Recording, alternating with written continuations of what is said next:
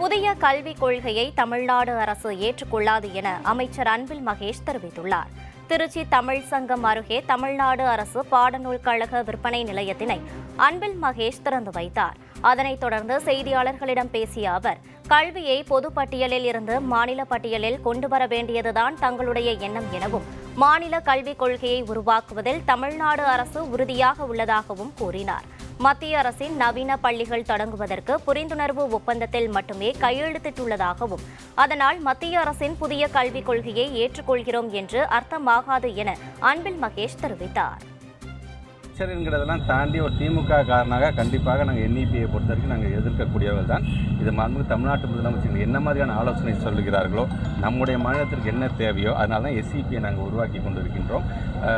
மத்திய அமைச்சர் நான் பார்க்கும்போதே சொன்னேன், நான் ஏங்க நீங்கள் எங்களை எதிர்த்துக்கிட்டே இருக்கீங்க. நான் சொன்னாங்க ஆரம்பத்திலே நாங்கள் சொல்கிறது அதான், நாங்கள் கன்கரண்ட் லிஸ்ட் ஒத்திசைவு பட்டியலேருந்து அது முதல்ல மாநில பட்டியல் வருங்கிறது மட்டும்தான் எங்களுடைய எண்ணம். புதிய கல்விக் கொள்கை என்று வரும்போது அது கண்டிப்பாக தமிழ்நாடு அரசு என்றைக்கும் அதை ஏற்றுக்கொள்ளாது என்பதை நான் திட்டவட்டமாக